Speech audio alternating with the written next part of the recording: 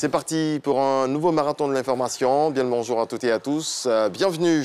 Le vice-président de la République de Côte d'Ivoire, Timoko Mélié Koné, s'est entretenu hier avec une délégation de la Chambre de commerce américaine conduite par le président de US Africa Business Center, Scott Esner. La coopération et le partenariat entre la Côte d'Ivoire et les États-Unis d'Amérique dans le domaine des investissements, de la santé, de la lutte contre la cybercriminalité était au cœur des échanges dont nous parle Viviane Haïmen. La Chambre de commerce américaine conduit une forte délégation d'hommes d'affaires américains à l'Africa CEO Forum, a fait savoir le chef de délégation Scott Eisner au vice-président de la République Koné Timoko Mélié, qui lui a accordé une audience ce mardi. Le vice-président et son hôte ont échangé sur la coopération et le partenariat économique entre les États-Unis et la Côte d'Ivoire. La Chambre de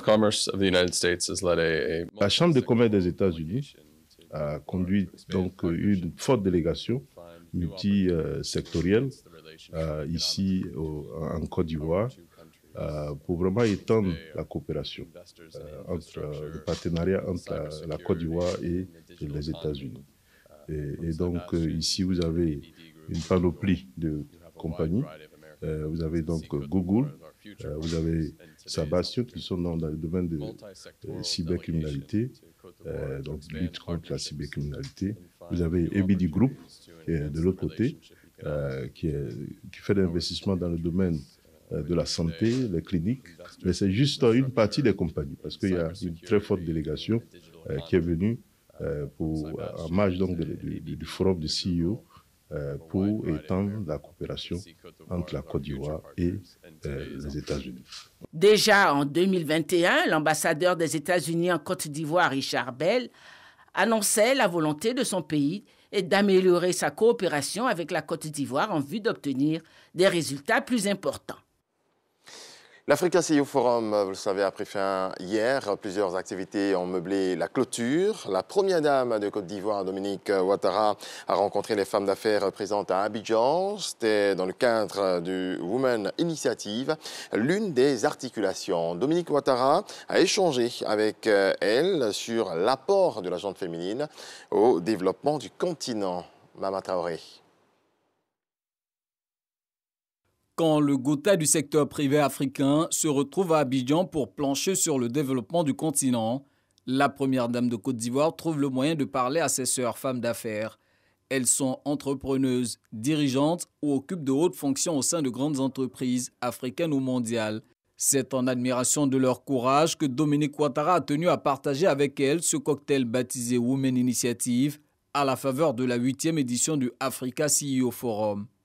À l'heure où les décideurs publics, les dirigeants d'entreprises et les investisseurs se mobilisent pour élaborer des stratégies de reconstruction et de développement de l'Afrique, les femmes ont un rôle d'acteur de développement majeur à jouer.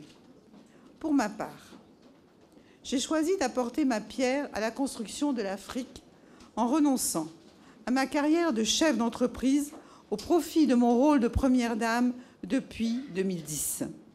C'est à ce titre que la première dame de Côte d'Ivoire mène des actions d'envergure au profit des plus faibles. Citons les actes posés par sa fondation Children of Africa dans le domaine de l'éducation, de la santé et du social, son combat pour l'élimination du travail des enfants et celui pour l'autonomisation des femmes avec le Fonds d'appui aux femmes de Côte d'Ivoire. Le FAFSI est un fonds à taux réduit destiné à financer les activités génératrices de revenus des femmes ivoiriennes qui ne sont pas éligibles aux sources de financement classiques. Aucune caution financière, ni aval, ni frais ne sont exigés à nos sœurs pour pouvoir bénéficier du FAFSI. Le capital du FAFSI est actuellement de 25 milliards et ce capital est à la banque et appartient toujours à l'État. Et nos sœurs ont réalisé un taux de remboursement de plus de 98%, ce qui est vraiment exceptionnel. Il a été octroyé à plus de 300 000 femmes ivoiriennes qui peuvent ainsi prendre en charge leur famille, soit plus de 2 millions de personnes sorties de la pauvreté. L'expérience du FAFSI nous prouve que les femmes peuvent contribuer de façon significative à l'édification d'une Afrique plus forte. et Dominique Ouattara d'indiquer la voie du possible à ses convives du jour. Chères sœurs, il incombe aux femmes dirigeantes de prendre la place qui est la leur et d'asseoir les bases de leur participation active dans la reconstruction de l'Afrique par des décisions fortes et des actions concrètes. C'est à ce prix que nous pourrons jouer véritablement notre rôle dans cette Afrique en pleine reconstruction. Outre cette adresse, Dominique Ouattara s'est prêté aux questions des femmes d'affaires. Pour certaines, bénéficier de l'expérience de la première dame de Côte d'Ivoire et pour d'autres, la soutenir dans ses actions pour un impact plus significatif. Dans le reste de l'actualité, c'est un revers humiliant pour le gouvernement britannique, malgré sa détermination à expulser des migrants vers le Rwanda pour dissuader les arrivées illégales au Royaume-Uni. Le premier vol prévu ce mardi 14 juin au soir a été annulé à la suite de recours de dernière minute.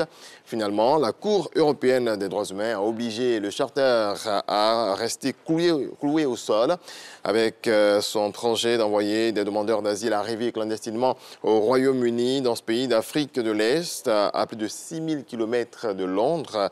Le gouvernement britannique prétend freiner les arrivées illégales depuis la Manche.